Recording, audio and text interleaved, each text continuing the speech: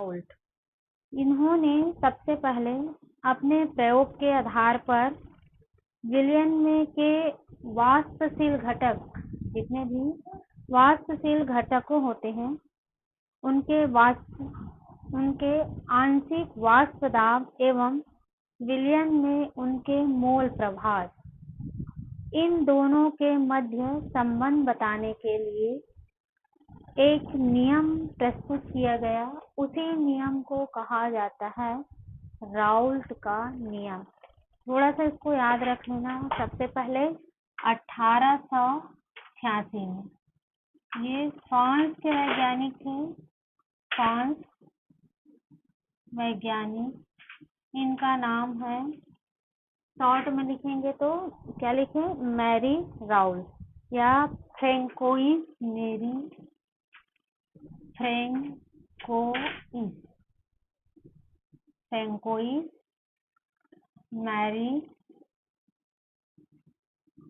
Raoult, इन्होंने सबसे पहले बताया ये नियम। और ये नियम किसके लिए दिया गया है, तो किसी भी विलयन है उस विलयन के वाष्पशील घटक एवं आंशिक वाष्प दाब और विलयन के मोल प्रभाव, दोनों के बीच संबंध बताने के लिए एक्सप्लेन किया गया। इनके आधार पर, राउल्ट के नियम के आधार पर ये बताया गया है कि किसी भी निश्चित ताप पर किसी विलयन का वाष्पशील अवयव का आंशिक वाष्प दाब उसके मोल प्रभाव के समानुपाती होता है। ये नियम है। नियम क्या बोल रहा है, निश्चित ताप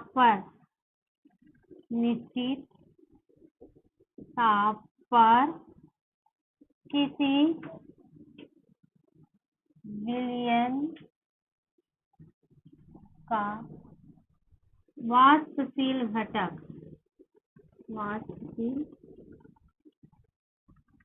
घटक पहला क्या लेना है आपको, वाष्पशील घटक, और उस विलयन के मोल प्रभाव, किसी भी विलयन का वाष्पशील घटक के आंशिक वाष्प दाब। याद रखना दोनों चीज को। पहला ले लेना है आपको आंशिक वाष्प दाब और दूसरा है एवं मोल प्रभाव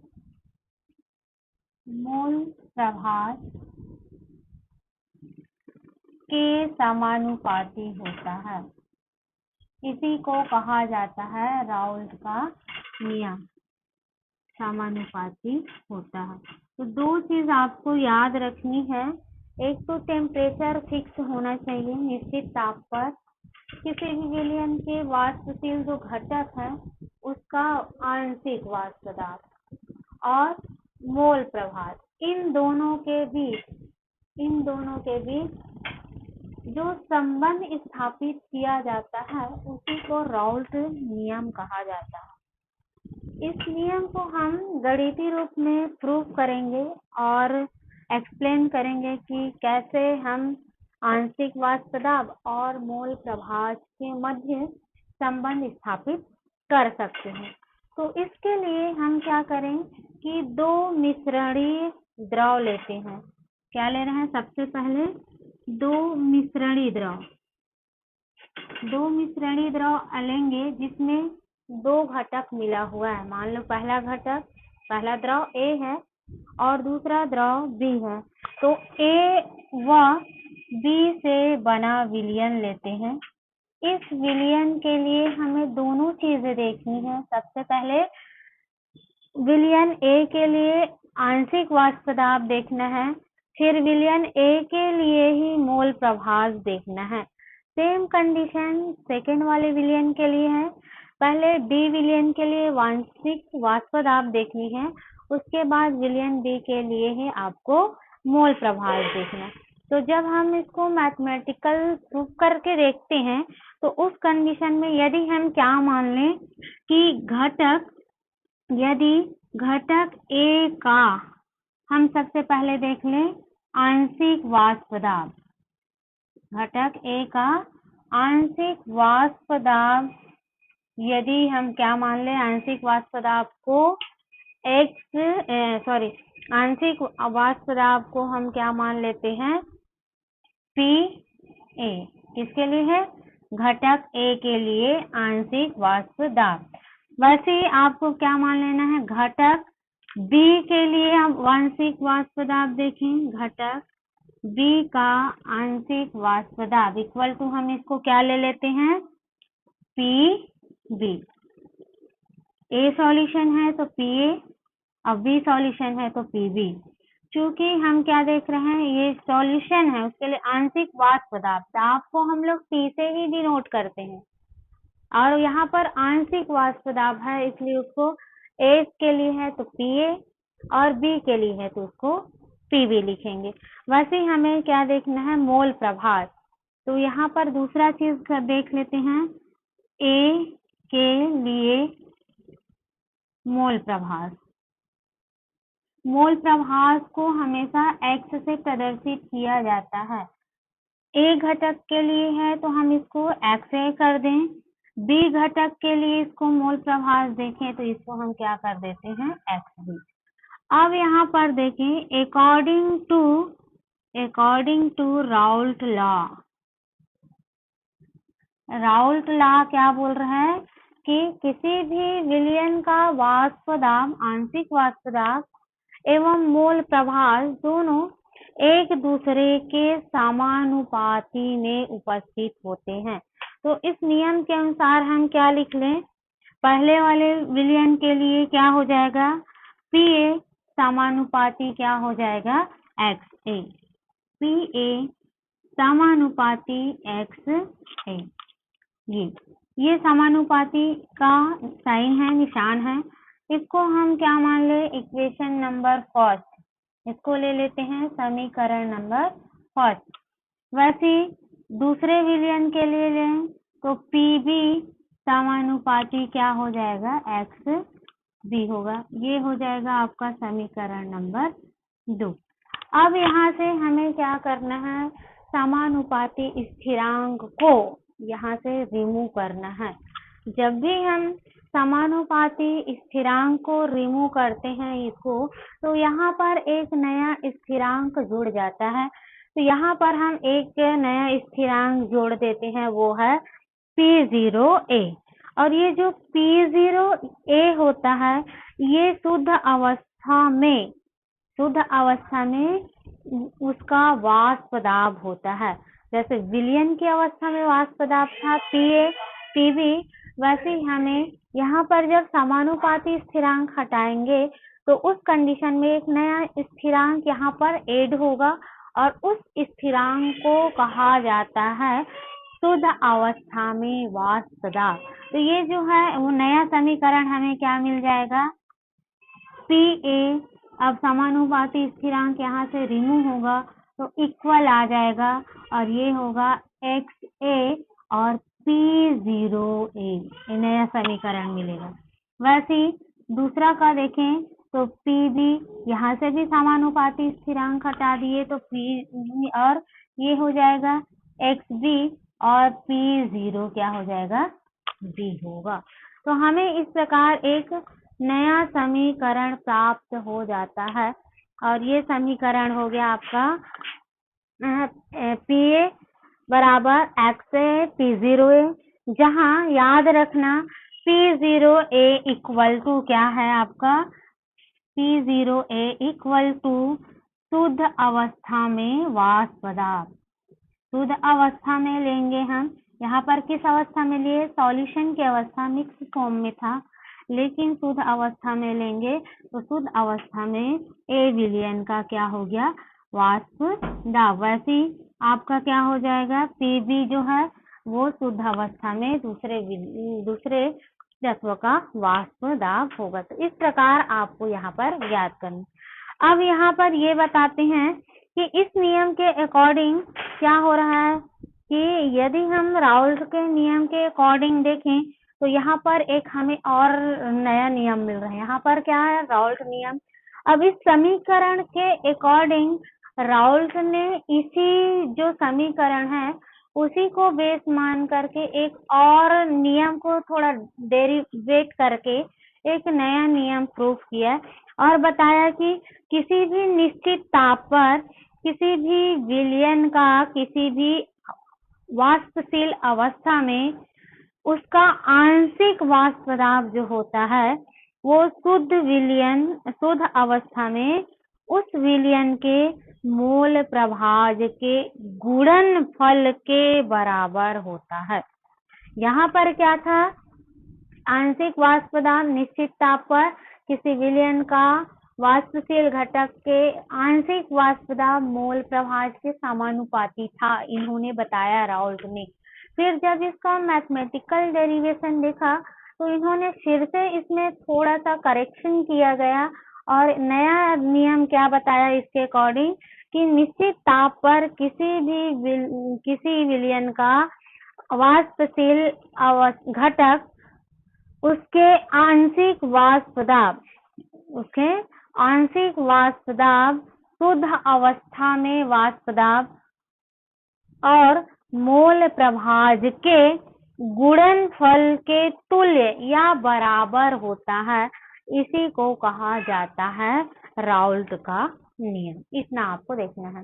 ओके, ये होता है राउल्ट का नियम। एक बार थोड़ा सा मैं और रिवाइज कर देती हूँ। राउल्ट का नियम क्या है? जनरली राउल्ट का नियम जो है किसी भी विलयन के लिए फॉलो होता है। कोई भी जो विलयन है उसके लिए हम राउल्ट नियम प्रस्तुत करते हैं। राउल्ट नियम के अकॉर्डिंग क्या बताया है कि निश्चित ताप पर किसी भी विलयन का वाष्पशील घटक उसके आंशिक वाष्प दाब और मोल प्रभाज के समानुपाती होता है। ठीक है, यहाँ पर यदि हम दो मिश्रणीय द्रव लिए ए और बी, तो ए विलयन का वाष्प दाब पीए मान लिए, बी का पीबी मान लिए। ठीक इसी प्रकार ए के लिए मोल प्रभाज हम XA मान लिए, विलयन बी के लिए मोल प्रभाज को XB। फिर अकॉर्डिंग टू राउल्ट नियम, इस नियम पर इसको हम क्या कर दिए, रख दिए।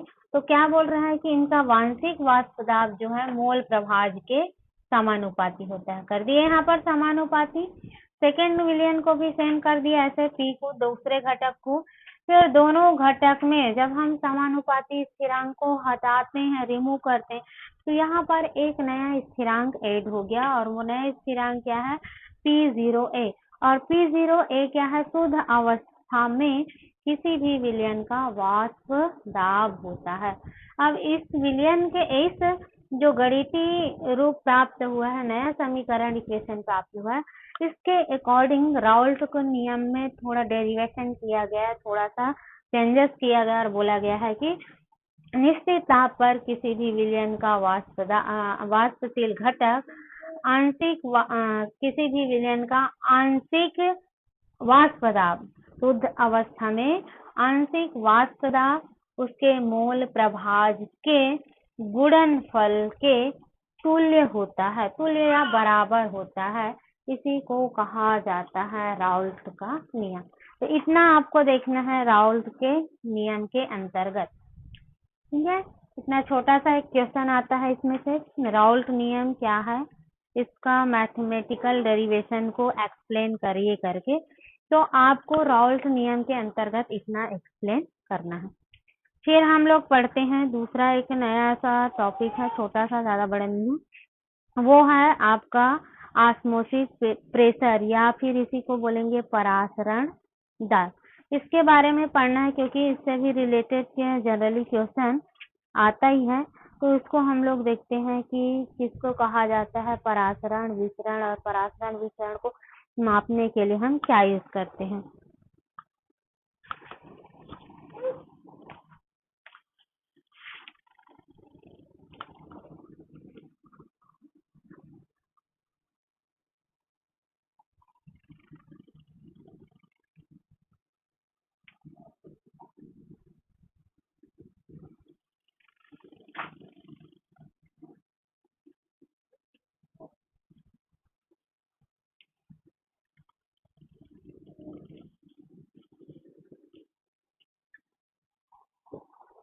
दूसरी चीज हम लोग देख रहे हैं परासरण दाब। ऑस्मोसिस प्रेशर आपको देखना है, परासरण दाब। तो परासरण दाब क्या होता है, इसको जानने से पहले हम लोग थोड़ा सा डिस्कस कर लेते हैं कि यह सब जो है विसरण के गुण पर आधारित होता है। जो परासरण है कि दाब हो, वो विसरण के नियम पर आधारित होता है। हम लोग जनरली क्या जानते हैं कि कुछ गैसेस हैं, उसको किसी भी बर्तन में हम जब रख देते हैं गैस को, तो ये गैस जो है उस बर्तन के एक पर्टिकुलर एरिया में न रह करके वो धीरे धीरे से पूरे बर्तन में वो क्या हो जाती है, विसरित हो जाती है, फैल हो जाती है। और वो जो विसरण होता है वो बर्तन में सभी स्थानों पर समान रूप से होता है, इक्वल रूप से ये गैसें पूरे बर्तन का जितना भी स्पेस है उसमें पूरी तरह से वो विसरित हो जाता है। तो यहाँ पर विलयन में से विलेय भी इसी प्रकार विसरण होता है, क्योंकि हम यहाँ पर विलयन की बात करें तो विलयन में भी जो विलेय के कण होते हैं ठीक उसी प्रकार समान रूप से वितरित रहते हैं जैसे कि गैसेस में रहते हैं। इनमें विसरण जो होती है वो मुख्य रूप से दो प्रकार से होता है। जो विसरण जो होगा वो 2 टाइप से हो सकता है विलयन में। पहला बताया जाता है कि जब सांद्र विलयन में से विलेय के अणु जो है वो तनु विलयन की ओर विसरित हो। पहला कंडीशन क्या है कि विलयन यदि सांद्र हो, गाढ़ा हो, उस कंडीशन में यदि विलेय के अणुओं का जो विसरण है वो तनु विलयन की ओर हो, मतलब सांद्र से तनु की ओर विसरण हो सकता है। दूसरा कंडीशन बताया गया है कि विसरण को इस तरह से हम क्या कर सकते हैं, विलायक के अणुओं के साथ विलयन की ओर गति करना। दूसरा कंडीशन क्या हो सकता है कि जो विलायक के अणु होते हैं वो अणुओं का विलयन की ओर गति करना। दो कंडीशन हो सकता है। पहला कंडीशन क्या हो, विलेय का अति सांद्र से तनु की ओर, और दूसरा में क्या बताया जा रहा है कि स्वयं जो विलायक होते हैं उनके अणुओं का विलयन की ओर विसरण हो। तो ये दो कंडीशन होती हैं जिसमें विलयन जो है वो अपने आप स्वतः ही विसरित होते रहते हैं। इसी को आधार मान करके हम विसरण को भी डिफाइन कर सकते हैं। दोनों को पढ़ेंगे, परासरण और विसरण। तो पहले हम क्या देख रहे हैं, थोड़ा विसरण। विसरण इसको बोलते हैं विसरण या फिर बोलते हैं डिफ्यूजन। डिफ्यूजन ये, और इसको देखिए विसरण को हम कैसे डिफाइन करेंगे।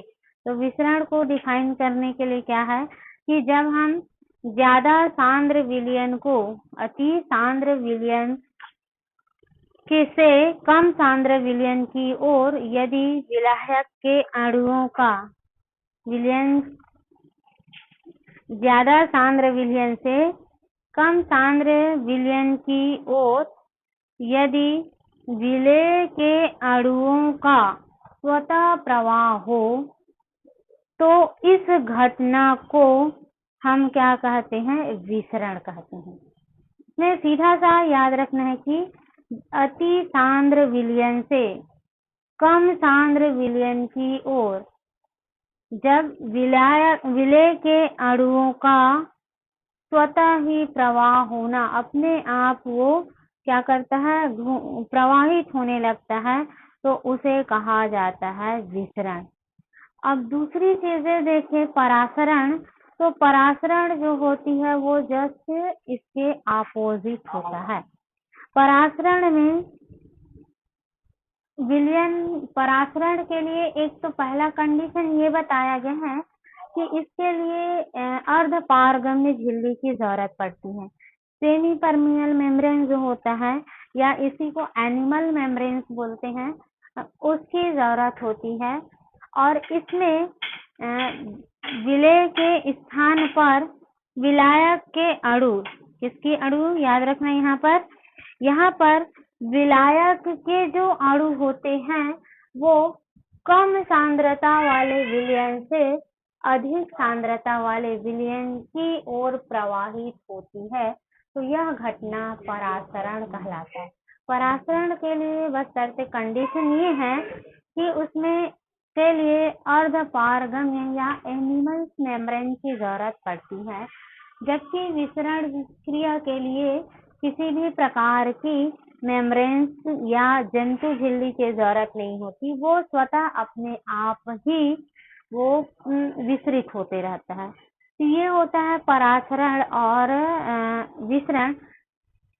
फिर परासरण को एक प्रयोग के द्वारा भी एक्सप्लेन किया गया और उस प्रयोग के थ्रू बताया भी गया कि कैसे इसमें से विलायक के जो अणु है वो अर्धपारगम्य झिल्ली के थ्रू गति करता है। इसको एक्सप्लेन करने के लिए सबसे पहले सन 1748 में एक वैज्ञानिक आए, उसको बोलते हैं एबे नॉलेट।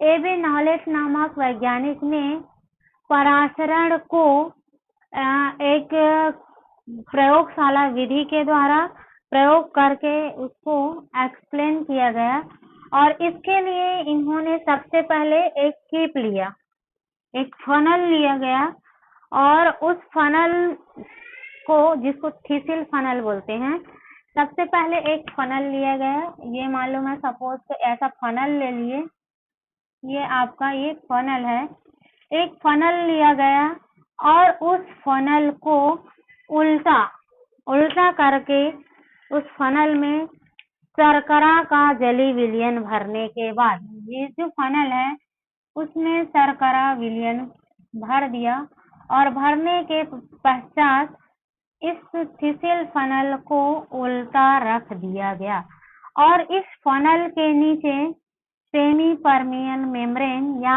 एनिमल्स मेम्ब्रेन जिसको बोलते हैं उसको लगा दिए। ये है आपका मेम्ब्रेन और इस फनल को एक पात्र के अंदर जिसमें जल भरा होता है या एक बीकर बोल दें, हमने सपोज करो ये बीकर बना दी, इस बीकर के अंदर रख दिया गया।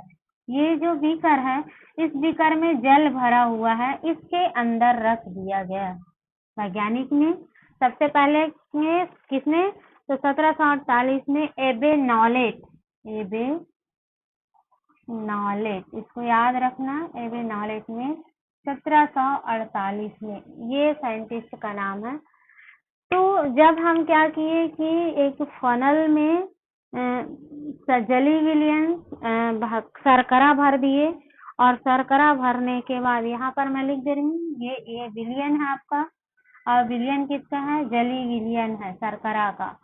फिर ये आपका फनल, यहाँ पर जो है वो मेम्ब्रेन्स है, ये है आपका एनिमल या जंतु झिल्ली जिसको बोलते हैं, और एक बीकर है, उस बीकर में भरा हुआ है आपका वाटर। ऐसा रखने के बाद इन्होंने देखा कि कुछ समय पश्चात जो कीप के अंदर शर्करा का जली विलयन रखे रहते हैं, वो शर्करा का जली विलयन में से विलायक का जो अणु होता है वो अणु इस सेमी परमियल मेम्ब्रेन जो है जंतु झिल्ली है, इस जंतु झिल्ली को पार करके, देखो ये आपका विलायक के कण है, ये विलायक के कण इस झिल्ली को क्रॉस करके कहाँ पर आ जाता है, तो ये जो बीकर में जली विलयन होता है उस पर आ जाता है। तो इस प्रकार यहाँ पर सिर्फ विलायक का जो कण होता है वो इस मेम्ब्रेन में से पार हो करके कहाँ पर चला जाता है, इस बीकर में वापस आ जाता है। इसी के आधार पर इन्होंने बताया कि जब विलायक के अणु इस सेमी परमियल मेम्ब्रेन जंतु झिल्ली से नीचे अब चला जाता है या जंतु झिल्ली को क्रॉस कर जाता है, जंतु झिल्ली से विसरित हो जाता है, तो इसी घटना को उन्होंने नाम दिया गया है परासरण। ठीक, परासरण की क्रिया बताया गया है। और जो थिसिल फनल होता है उसमें जो विलयन का स्तर होता है उस विलयन के स्तर में तेजी से वृद्धि होने लगती है, क्योंकि यहाँ से विलय के कण बाहर आते जाते हैं, तो यहाँ पर जो आपका फिशिन फनल में जो विलयन होगा उसका स्तर में क्या होने लगता है, वृद्धि होने लगती है, और इस घटना को ही हम परासरण कहते हैं, और इसे ऑस्मोसिस भी कहा जाता है। इसको क्या बोलते हैं, ऑस्मोसिस कहा जाता है। ऑस्मोसिस का मतलब होता है धकेलना, धक्का देना, है ना। ऑस्मोसिस का मतलब होता है धक्का देना, या to push, just push means दबाना उसको, टू पुश। तो ये जो होती है, ये परासरण की क्रिया को यहीं पर नाम दिया गया है ऑस्मोसिस। तो ये होता है आपका ऑस्मोसिस। तो इस प्रकार हम क्या करेंगे, ऑस्मोसिस को फिर से डिफाइन कर सकते हैं। कैसे डिफाइन करोगे, जब शुद्ध विलायक या तनु विलयन की ओर से अर्धपारगम्य झिल्ली में से होकर, जब विलयन या शुद्ध विलयन अर्धपारगम्य झिल्ली में से होकर के विलायक के अणुओं का स्वतः विसरित होना कहलाता है परासरण। ये क्रिया होती है परासरण। तो ऐसे आपको दोनों को समझना है, परासरण क्या है और विसरण क्या होता है। फिर इसमें और एक चीजें आपको देखनी है, परासरण और विसरण के अंतर्गत दोनों में अंतर जो बहुत ही बार पूछा जाता है। इसमें आपको कम से कम 4-5 अंतर याद रखनी है परासरण और विसरण में। तो इसको मैं थोड़ा सा एक्सप्लेन कर दे रही हूँ, बाकी आप लोग को पता है कि परासरण विसरण में कैसे आप लोग अंतर एक्सप्लेन करोगे। अंतर एक्सप्लेन करने के लिए सबसे पहले आप क्या बताओगे, यहाँ पर देखिए ये परासरण और ये हो गया आपका विसरण, डिफ्यूजन और ऑस्मोसिस, ये है। इसको आपको अंतर को देखना है। पहला अंतर हम क्या देख लें परासरण में और विसरण में। तो परासरण के लिए देखो, अभी हम लोग क्या पढ़े परासरण के लिए। तो सबसे पहला चीज क्या लिख लें, परासरण के लिए हमें अर्धपारगम्य झिल्ली की आवश्यकता होती है। देखें, परासरण के लिए क्या होना चाहिए, अर्धपारगम्य झिल्ली होना चाहिए। अर्धपारगम्य झिल्ली कंपलसरी होता है परासरण के लिए की आवश्यकता होती, लेकिन जो आपका विसरण होता है उसके लिए अर्धपारगम्य झिल्ली की आवश्यकता नहीं होती। इसमें आप क्या लिखोगे, अर्धपारगम्य झिल्ली की आवश्यकता नहीं होती। ये सब पहला अंतर है। पहला अंतर है, हमें परासरण की क्रिया करानी है तो उसके लिए हमें किसकी जरूरत होगी, अर्धपारगम्य झिल्ली की। विसरण के लिए हमें अर्धपारगम्य झिल्ली की जरूरत नहीं होती। दूसरा अंतर देखें, परासरण में विलयन जो में से परासरण की क्रिया होती है उसमें विलायक के अणु, परासरण में क्या होता है, विलायक के अणुओं का प्रवाह होता है। दूसरा पॉइंट याद रखना, इसमें परासरण में विलायक, इसको याद रखना, विलायक के अणुओं की गति होती है। सिर्फ विलायक होता है, उस विलायक के अणुओं का गति होता है इसमें परासरण में। लेकिन जो आपका विसरण है, विसरण में दोनों विलेय और विलायक दोनों के अणुओं का प्रवाह होता है। इसमें क्या होता है, विलेय और विलायक दोनों का, याद रखना, विलेय और विलायक दोनों के अणुओं का गति होता है, दोनों के अणुओं का, याद रखना इसको। और इसमें और देखें, अब ये जो विलायक के अणु होती है उनकी गति होती है, तो ये जो गति करते हैं इनकी दिशा भी देखें तो एक ही दिशा में गति करता है, जो परासरण क्रिया में विलायक के अणुओं की गति कैसी होती है, वो एक ही दिशा में होता है, एक ही दिशा में गति करता है। परासरण की क्रिया में विलायक के अणु एक ही दिशा में गति करता है, लेकिन जो विसरण की क्रिया होती है उसमें विलायक का जो अणु होता है वो विपरीत दिशाओं में प्रवाहित होती है, मतलब विपरीत दिशा में गति करेगा वो, ये इनकी दिशा होती है, ये विपरीत दिशा में गति करता है, विपरीत दिशा में गति। ये फिर नेक्स्ट आपका देखें तीसरा दोनों में अंतर, तो परासरण में जो विलायक के अणु होती है वो निम्न सांद्रता वाले विलयन से उच्च सांद्रता वाले विलयन की ओर प्रवाहित होता है। विसरण परासरण में क्या होता है, विलायक के अणु निम्न सांद्रता वाले विलयन से, निम्न सांद्रता वाले विलयन से कहा जाता है उच्च सांद्रता वाले विलयन की ओर, उच्च सांद्रता वाले।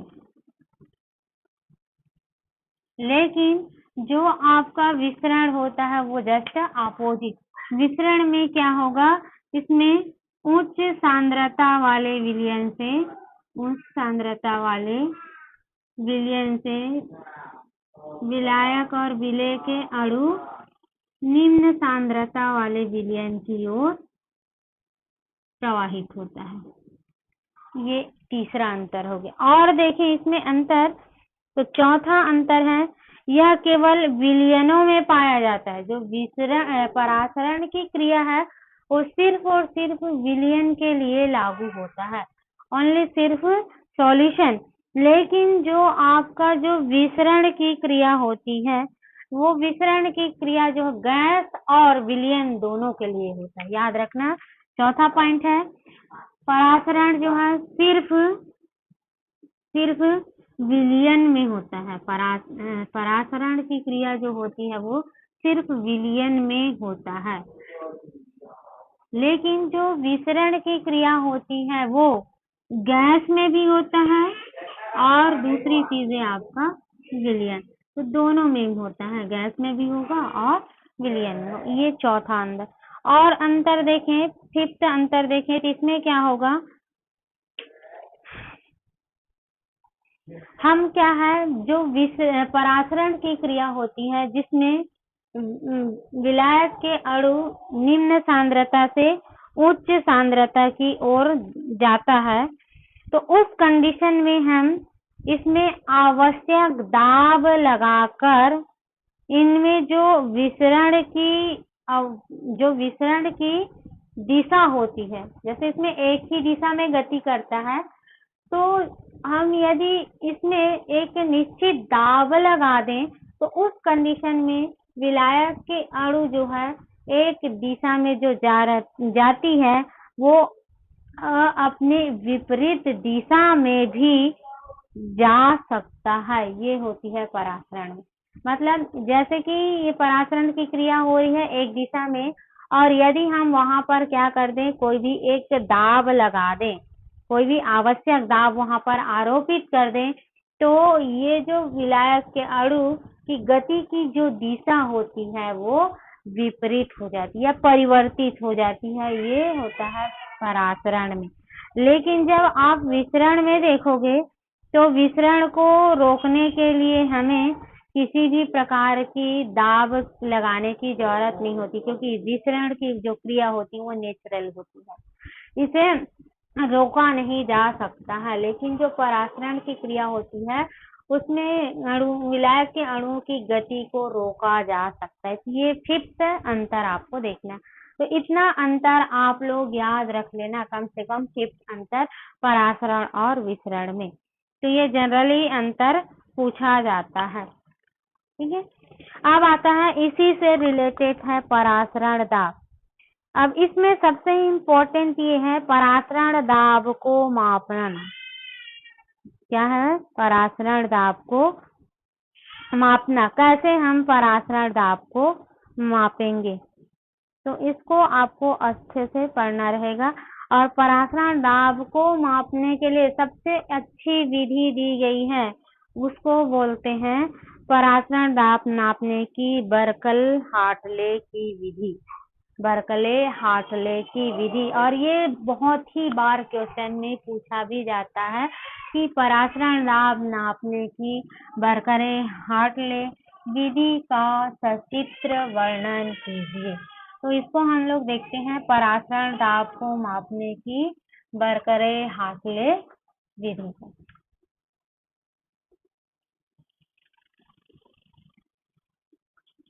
तो सबसे पहले हम पराशरण दाब को डिफाइन कर लेते हैं कि क्या होता है पराशरण दाब। उसके बाद इस पराशरण जो दाब लगता है उसको मापना है आपको। तो मापने की बहुत सारी विधियां दी गई है, जिसमें से सबसे इम्पोर्टेंट विधि है बर्कले-हार्टले विधि, और उसी को अब हम लोग को देखना है। तो पराशरण दाब होता क्या है?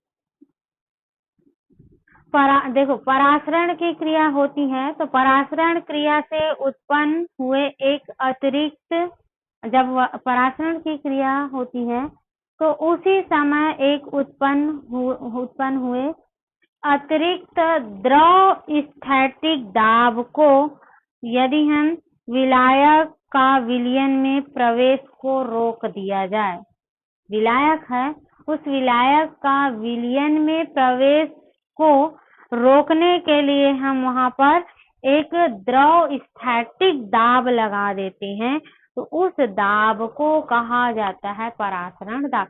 या सीधा बोले, पराशरण क्रिया को रोकने के लिए जो दाब लगाया जाता है उस दाब को कहा जाता है पराशरण दाब।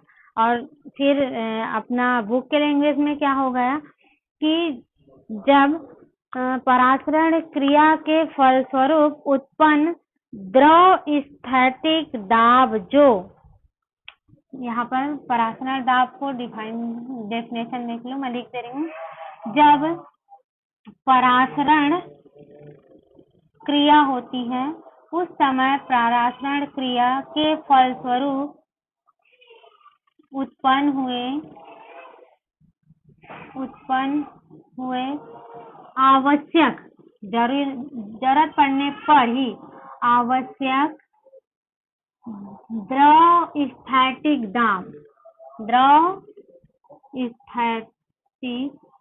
दाब जो विलायक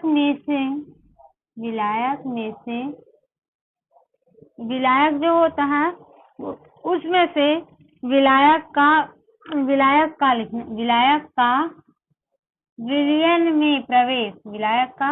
विलयन में प्रवेश को रोकता हो, उसे हम कहते हैं, उसे पराशरण दाब कहते हैं। ये होता है आपका पराशरण। अब सीधा सा बोला जाए तो जब पराशरण की क्रिया होती है उस समय पराशरण क्रिया में क्या होता है, विलायक के अणु जो है वो विलयन में प्रवेश करता है। तो विलायक के अणु को विलयन में प्रवेश करने के लिए हम क्या करें, उसको रोकेंगे, और रोकने के लिए हमें क्या लगाना पड़ेगा, प्रेशर, दाब देना पड़ेगा। तो उसी दाब को हम क्या बोल देते हैं, पराशरण दाब। तो पराशरण क्रिया के फलस्वरूप विलायक के अणु को विलयन में प्रवेश होने से रोकने के लिए जो बाह्य दाब लगाया जाता है या जो द्रव स्थैतिक दाब लगाया जाता है उस दाब को कहते हैं पराशरण दाब। पराशरण दाब को मापने की विधि, कौन कौन सी ऐसी विधि है जिसके द्वारा हम पराशरण दाब को माप सकते हैं? पराशरण दाब को मापने के लिए बहुत सारी विधियां दी गई हैं। जैसे विधि का नाम है आपका शेफर की विधि दी गई है, एक विधि दिया गया है मोर्स एंड फ्रेजर की विधि।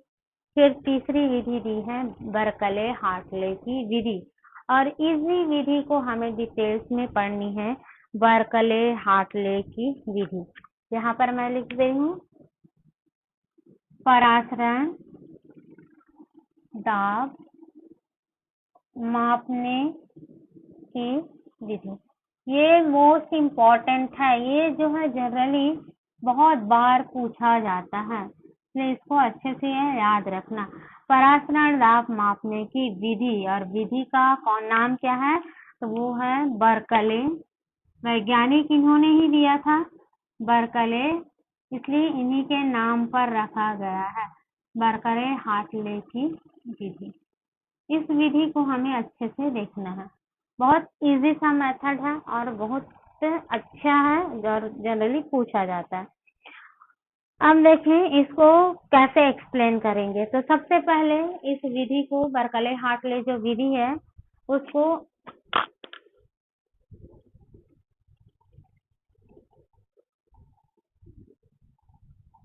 अबे खत्म हो गए रे, मीटिंग है तो।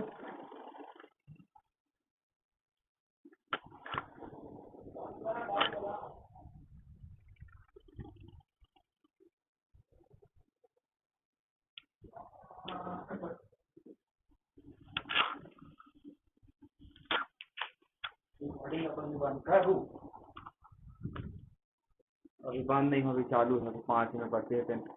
हाँ पढ़ा बंद नहीं हो, 5 मिनट लैप कर। बंद हो गया था, मैसेज आया था ना, वो मैसेज आया तो 5 मिनट पहले आता है। तो ये है परासरण दाब मापने की विधि। देखें, परासरण दाब मापने की बर्कले हार्टले विधि।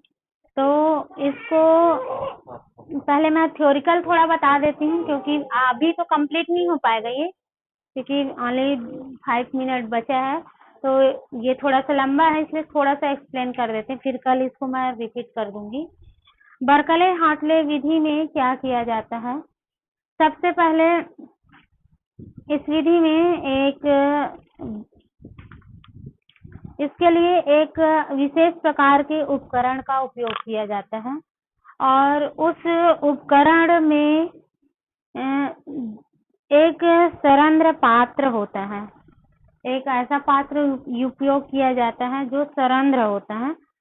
सरंध्र पात्र जिसकी दीवारें जो हैं वो कॉपर फेरन साइनाइड का जमा होता है, उस सरंध्र पात्र होता है, उस पात्र में कॉपर फेरोसाइनाइड, याद रखना यहाँ से क्वेश्चन भी आता है, उसका जमा होता है, जो कि अर्धपारगम्य झिल्ली के समान बिहेवियर करेगा। हमें परासरण की क्रिया करानी है, तो परासरण की क्रिया कराने के लिए अर्धपारगम्य झिल्ली की जरूरत होगी। तो यहाँ पर अर्धपारगम्य झिल्ली के रूप में यूज किया जाता है कॉपर फेरोसाइनाइड का। ये ऑब्जेक्टिव क्वेश्चन में आता ही है, कॉपर फेरोसाइनाइड। इसका उपयोग अर्धपारगम्य झिल्ली के रूप में करते हैं, अर्धपारगम्य झिल्ली। यहाँ से क्वेश्चन आता है कि किसका उपयोग अर्धपारगम्य झिल्ली के रूप में किया जाता है।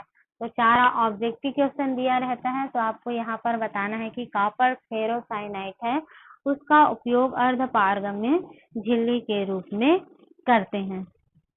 ये इसमें गन मेटल का एक सिलेंडर का उपयोग किया जाता है, और उस सिलेंडर में उनके पिस्टन को बंद करने और पिस्टन को चालू करने के लिए एक अलग प्रकार का सिस्टम लगा होता है, और साथ ही साथ उस पिस्टन में एक दाब मापी लगा होता है, जिसके थ्रू हम लोग उस सिस्टम के दाब को मापते रहते हैं हर टाइम में, और उस पिस्टन में अप डाउन या ऑन ऑफ करने के लिए भी अलग से उसमें बटन्स दिया रहता है। अब इसका पूरा प्रोसीजर को हमें देखना है, और साथ ही साथ इसमें जो सरंध्र नलिका होती है उसमें और भी पार्ट्स नली होती है, उसके ऊपर नीचे पार्ट्स नली बहुत पतली सी होती है। और साथ ही साथ ये भी बताया गया है कि ये